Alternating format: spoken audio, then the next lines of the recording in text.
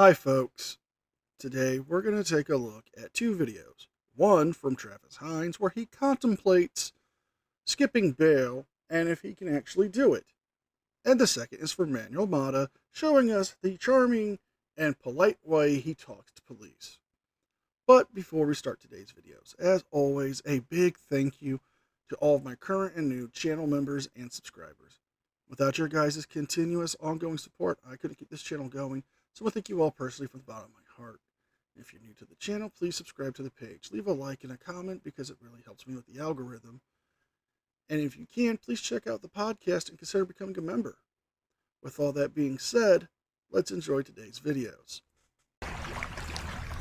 Hello, my name is Travis Hines, and today I want to discuss a legal situation that I'm currently preparing for, potentially facing a bail jumping charge in Louisiana while I'm traveling through Michigan.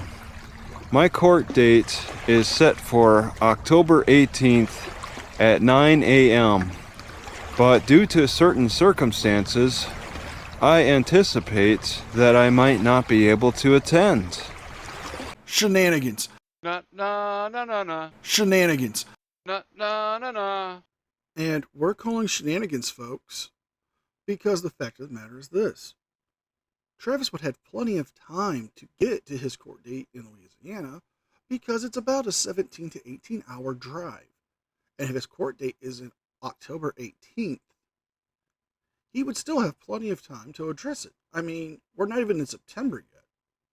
But yet, he's contemplating that he's not going to be able to make it, so he's going to have to worry about bail jumping charges. If you're so concerned about that, why not, just go down to your court date? Maybe leave a few weeks earlier, so that way you have plenty of time. This presentation will walk you through the considerations and challenges that come with this scenario. To provide some context, I'm scheduled to appear in court in Louisiana on October 18th. Missing this court date could result in a bail jumping charge, which is taken seriously in Louisiana. Okay. Although my original charge is a misdemeanor, failing to appear in court could lead to additional legal consequences.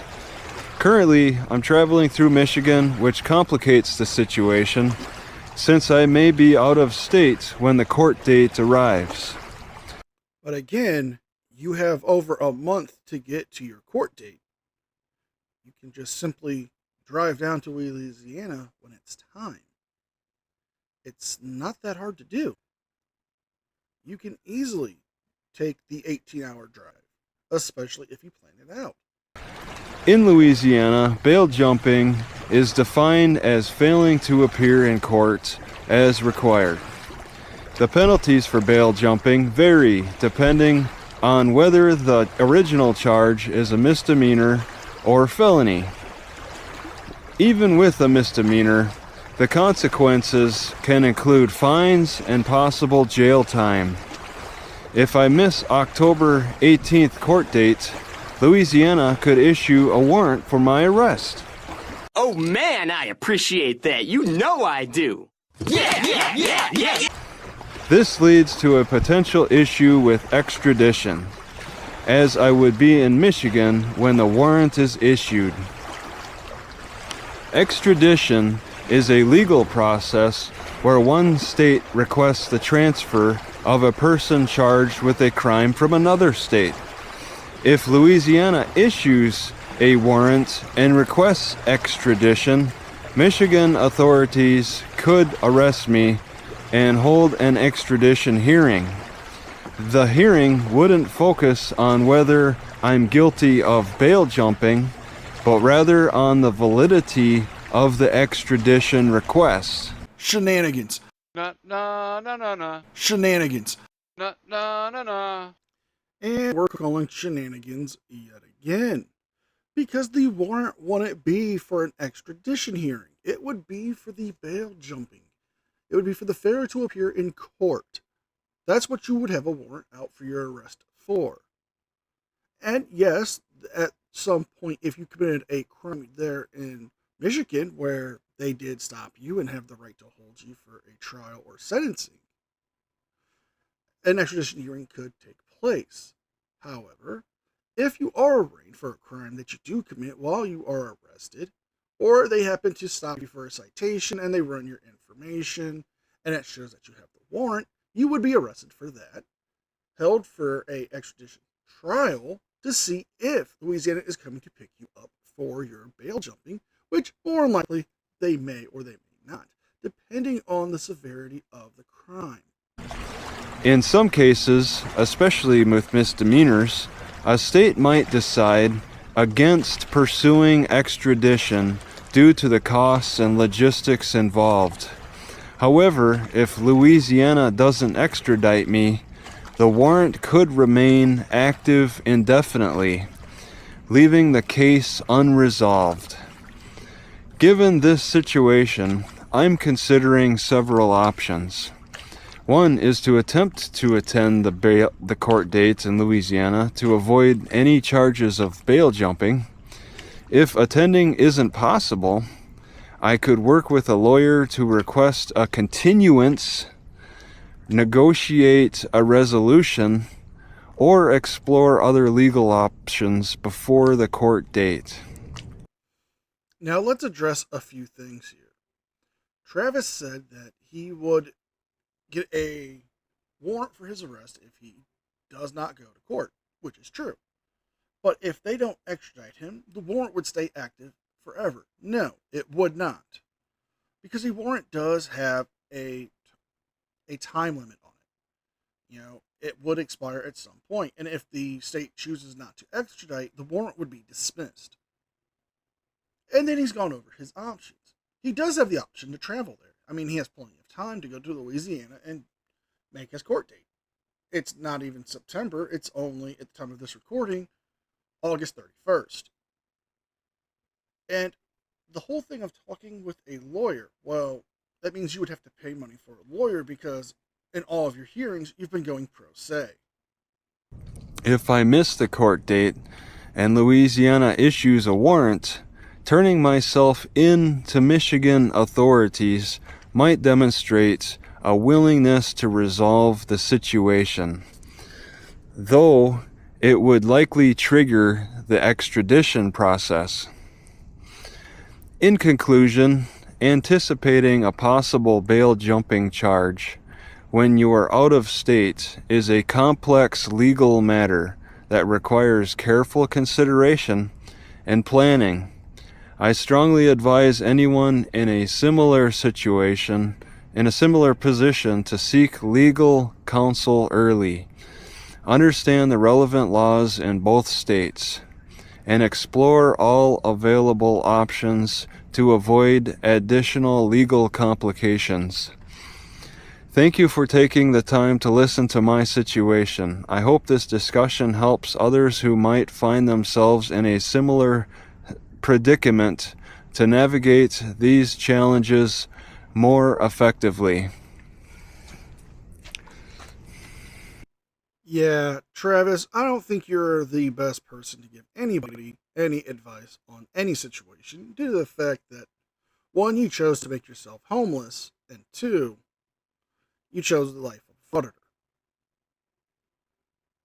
Now, let's take a look at Manuel Mata and his way he handles cops, because we can see how all the other auditors are so wrong and he's just so right about this.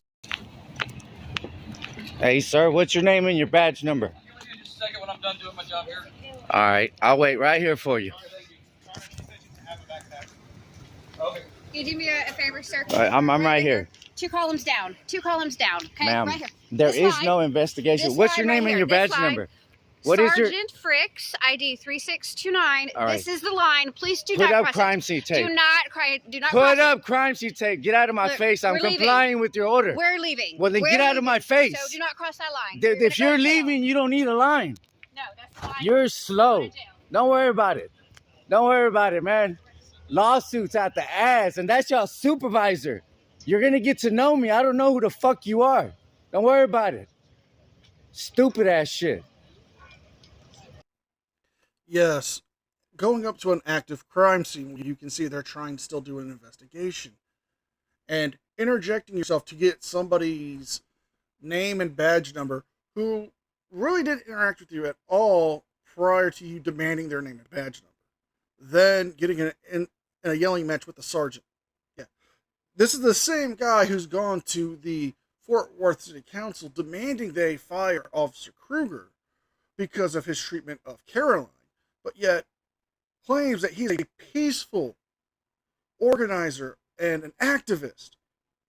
But yet we're seeing a hot-blooded idiot just screaming for no reason.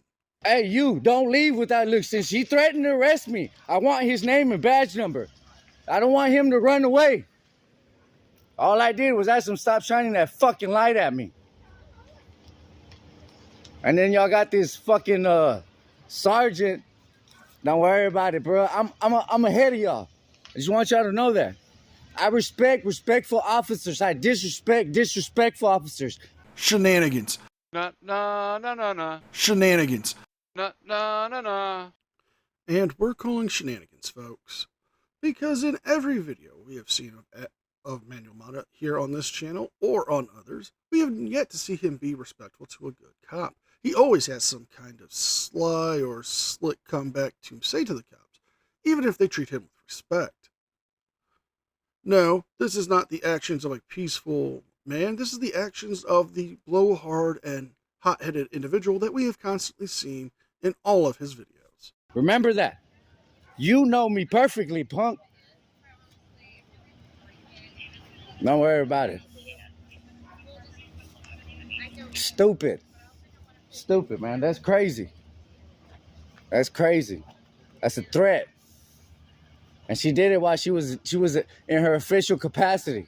That's the ignorance of y'all, man. Haven't y'all learned by now? I've been doing this for 2 years. Haven't y'all learned by now? Respect the people that y'all work for. It's not the other way around. Y'all have to respect me until I become a criminal. Understand that? Willie hears ya. Willie don't care.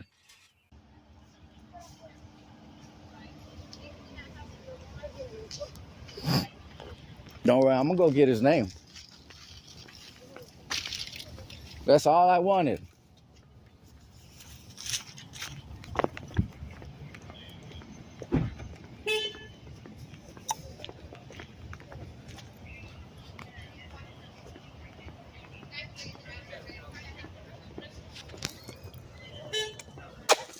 You're still here? I thought you were leaving, Sergeant. You're still here? That threat shit don't work with me.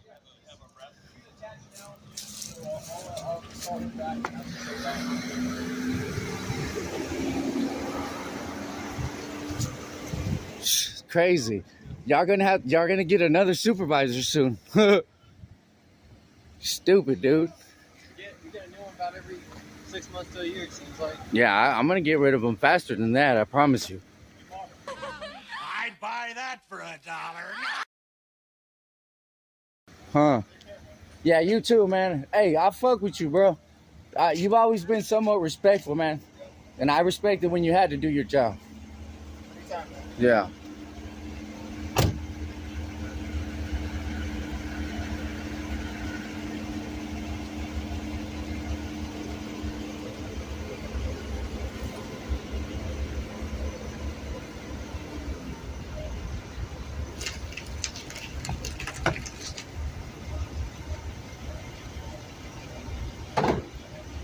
You're good. Keep going. All right.